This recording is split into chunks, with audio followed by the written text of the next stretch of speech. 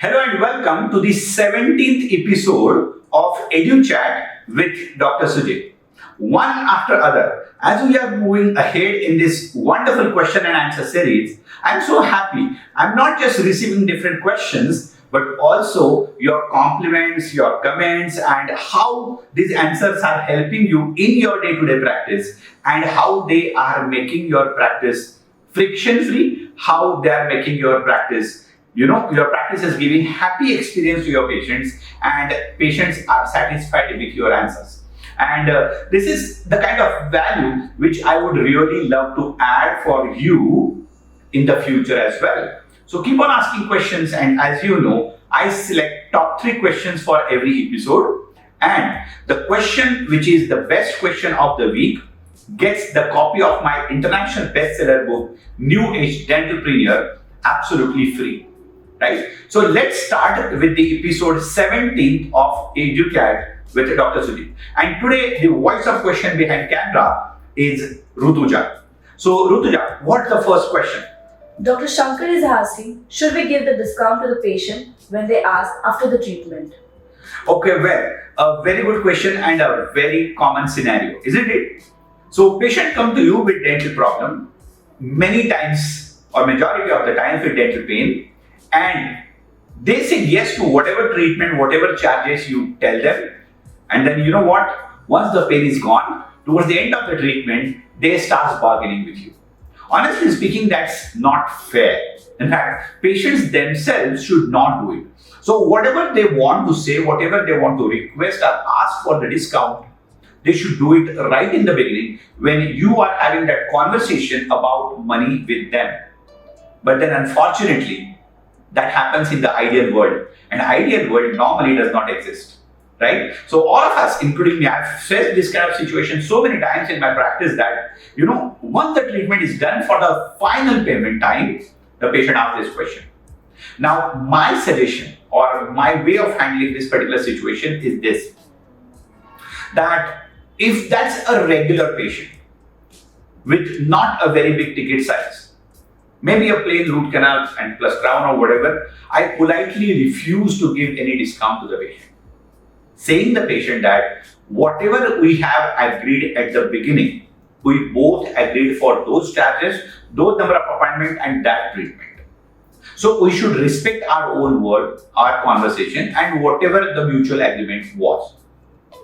But if it's a high ticket size patient, if it is one of your loyal patients, sometimes you have to give some discount.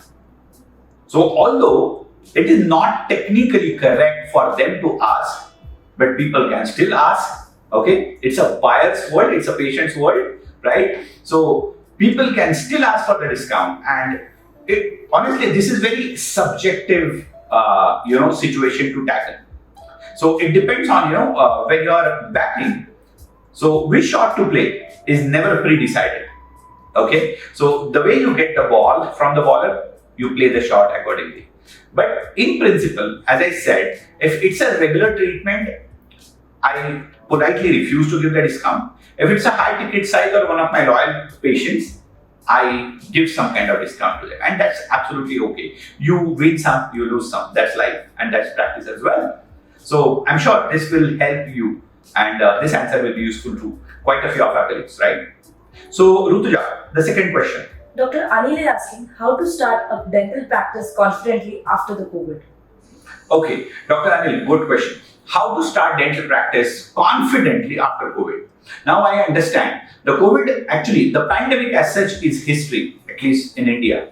I hope there is no fourth wave, or even if it is, there is no lockdown or no disaster that's coming up our way. But then, as far as the history of pandemic goes, and the third wave, actually, the moment it topped out in the month of Jan 2022, I think the pandemic as such is over. So it doesn't mean that COVID is gone. It will be there for a few years on the planet.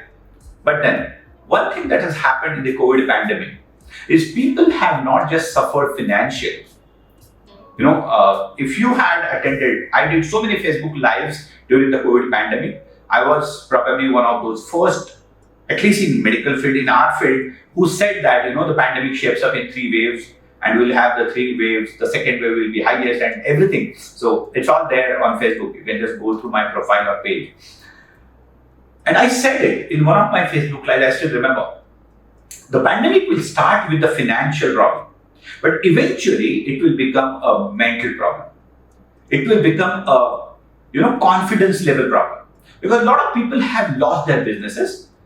People's businesses have wiped out, their entire financials have wiped out their companies. There are a lot of companies that went bankrupt, but at least as professionals, we dentists are safe. It doesn't mean that we did not suffer. In fact, we were the biggest sufferer during the pandemic in the medical field. And I'm sure you know it how, right? At least all other doctors who were working for COVID patients, and they were doing the service as well as, they were having their income. But then dentists, even after, in spite of being at the highest risk, so close to the mouth, there were patients who did not want to visit dentists. People were avoiding dentistry completely. Even if we were taking the highest risk, we were not paid anything extra for that, but that's absolutely fine. And all these kind of things actually resulted into the the mental roller coaster for many of our colleagues. And I've seen this type of question has been asked to me so many times in many of my courses by the participant, that more than the financial challenge, it becomes the challenge of confidence, that how to restart, how to rebuild. Okay, because a lot of practices have gone down to 80-90%. There were dentists who did not practice for 6 months. Okay, so I understand this. Now the answer is very simple. I tell you what. Whatever has gone is gone. You can never go back to pre-COVID times immediately, right? And I want you to start with this mindset that you're starting a new practice, maybe at the same location. How does it matter? Think about this, right?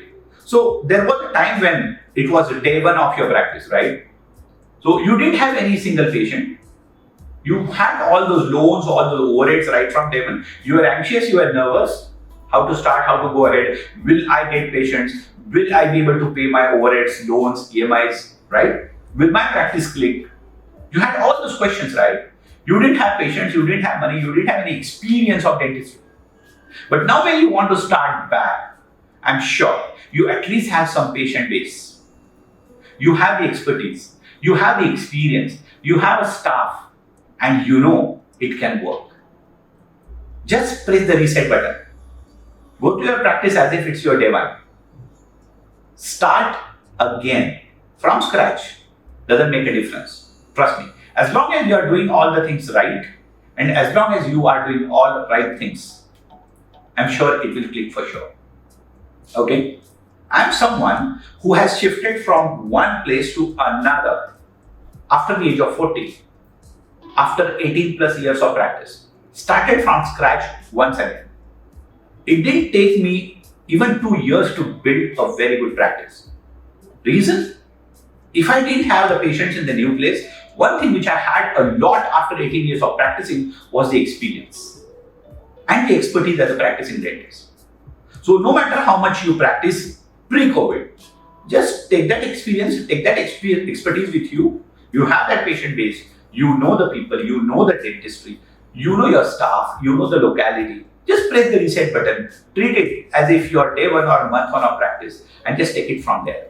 Do the right things, keep on working on all 3M, because dentistry is about 3M: marketing, soft skills and clinical skills. Learn clinical skills more and more. Learn the art and science of practice growth and practice management, and just keep on doing right marketing in the right way. I'm sure it will help you. All the best. So let's move to the third question. Rutuja, what's the third question? Dr. Masoom is asking how to name the dental clinic and what about the logo and trademark? Okay, Dr. Masoom, good question. How to name the dental clinic? What about the logo and trademark? Let me answer this very, very simply. I don't know if you know this. I have created a very good online course called Practice Startup Formula. In that course, it's a series of pre-recorded videos where I have made videos on all these topics. How to name your dental clinic, how to select the right location of your dental clinic, how much should be the area, what should be the minimum equipment and instruments with which you should start, what kind of minimum or optimum investment you need to start a dental practice, how to design your logo, what is the importance of your logo, your tagline, the color theme, your external internal signages, your branding, your marketing, how to select the staff, treatment charges, how to keep the records, how to take the staff interviews, and how to move ahead. Okay, so I just want you to do one thing. What I'm going to do is I just put it in the comment box, pin that comment to the top. Okay, go to the comments and just click the, put the link of that course. It's a free course. Can you believe it? I've done it free of cost for all the young practitioners or young dentists who are graduating and post-graduating and want to start their own practice. So it's an absolute free course. Just click on the link, register, enroll for that course free of cost. You will get the email, create your account and start learning. That's the best thing. The only thing that I have not covered is about trademark. Okay, and that's what I want to talk right now here. Why I have not covered trademark? Because when you start practicing, you're not too focused on trademark and copyrights and all those things. Your basic intention is to start and to click, right? So when it comes to trademarking your clinic's name, you need to decide if your clinic's name is unique or not. If your clinic's name is routine or not very unique, and if you just Google how many clinics are there with your clinic's name or whatever name you decide. If you find there are too many, there is no need to trademark, because any which way, number one, trademark will be very difficult because there are too many. Like for example, I think the commonest name of dental clinic in India is Smile Dental Clinic, right? So if you go to trademark Smile Dental Clinic, you will never get it. It's a very generic word, okay? But if you have some unique name, which you want that nobody should copy paste, you can still trademark it. Let me tell you, our clinic is Smile XL Dental Clinic, and people are still copying it even after we have trademarked it, which ideally they should not do. Because eventually it can land up into some kind of legal complications, okay? But then, if you have a unique name for your clinic, and if you think that nobody else should use it, you can just go ahead and trademark it. Just Google how to trademark your practice, or the agents or the agencies which do it for you. It's not very costly also, and it can be done very easily. Sometimes the trademark registration takes like few months, sometimes it takes a few years as well. But normally, it happens anywhere between like 1 month, if you are the luckiest, and get the trademark quickly, to around 1.5 years, right? So go to Practice Startup Formula, go through all those videos, just grab that course free of cost. And about trademark, I think this input will help you. All the best to you and to take your practice to the next level, right? So guys, with this we come to the end of the episode 17 of Educhat with Dr. Sujit. I hope you enjoyed this particular episode and this question answer series. Keep on asking questions, put your comments, what kind of questions you want to ask, what kind of topics on which you want to make other videos as well. I'll keep on doing it for you. Subscribe to this YouTube channel, share this with your friends and colleagues. And yes, before we conclude, we need to select the best question of the week. And actually, I enjoyed answering Dr. Anil's question, how to restart after the COVID pandemic. So Dr. Anil, congratulations, you grabbed the copy of my international bestseller book, New Age Dentalpreneur, absolutely free. Just shoot an email, share your shipping address to connect@sujitpardeshi.com, and we'll be glad to send a copy of my international bestseller book to you. So thank you so much for watching this episode 17, and I'll see you in the next episode. Thank you.